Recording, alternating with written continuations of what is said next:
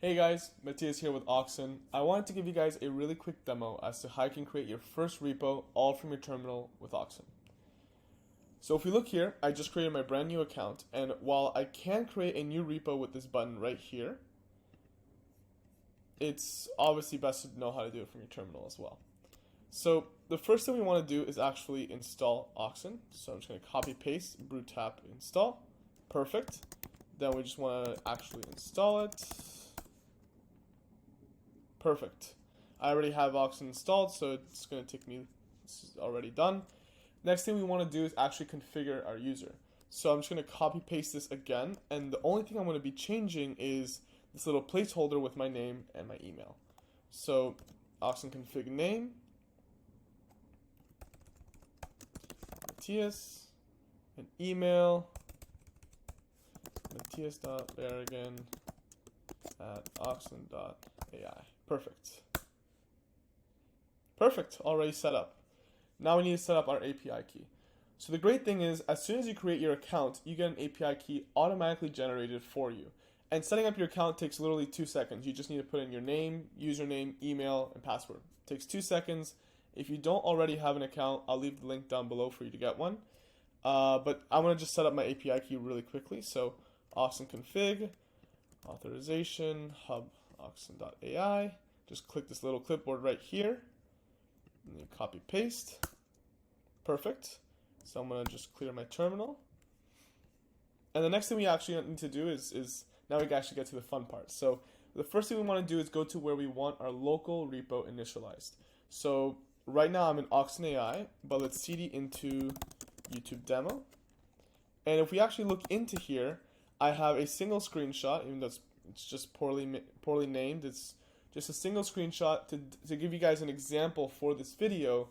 But Oxen can support a single CSV, a single photo, to hundreds of thousands of audio, text, videos, whatever you guys have.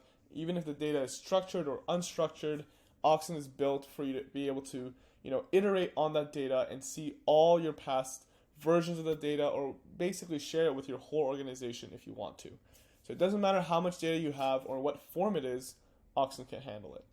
But now we'll actually set up our local repo and get this repo initialized. So let's do Oxen init. Perfect. And the next thing what we recommend doing is setting up a little README. And while we show you how to do it right here, the reason we do this is to show you how you can have files in a local repository or in a directory on your computer and automatically link that to a brand new repo all from your terminal. So I'm actually just going to copy paste this in, even though I already have the screenshot, just to give you guys, an example of 2 files. And if you're familiar with Git, you'll realize that all our commands are identical to Git and GitHub. So Oxen add, checking our status, perfect. We have both things added. Let's commit it. First commit. Perfect. And now before we actually push this, we want to set up our remote repository and then link them, right?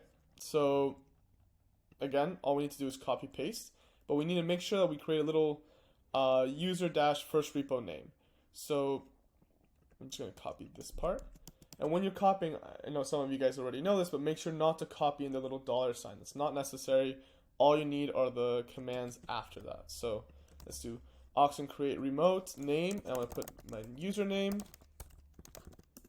And then let's put first YouTube repo.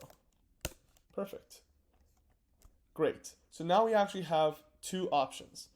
The first one is for us to be able to clone the repo onto our local computer, which we don't exactly want to do since we already have a local repo initialized.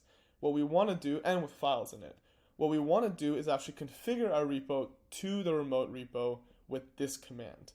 And if you'll realize, if we go back to the website, it's the exact same command as here, except our URL is already put in for us in the terminal. So we're just going to copy paste this. And actually, before I do that, I want to just refresh my website to show you guys the repo is already there. Of course, it's empty and it's not linked to my local repo, but we're going to change that right now. So let me just copy paste this here. Perfect, done. And now the only thing we need to do, which is the hardest step if you're nervous, but Oxen push. And you can do origin main, but in this case we don't really need to. And you'll see the little hey bars, and it's working perfectly. In 2 seconds, all my data will be up to the remote repo, and you'll be able to share this or iterate on it and have all your progress saved. Perfect, push successful. Now let's reload right here. Perfect. We have the text file, the little readme, and the screenshot. And just to give you a demo, little idea, here's the readme that I set up.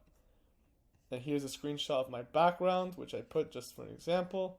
And you can see all your data on the website live if you have multiple versions of it, which in future videos I'll go into how you can differentiate between different data versions, or you can compare anything you want to do with your data. We all have tools for it. And again, even though I have a single screenshot right here, Oxen's built to handle hundreds of thousands of pictures, text, whatever amount and structure of data that you have, were built to handle it. And again, if you don't have an account, make sure to click the link down below and get your account right now.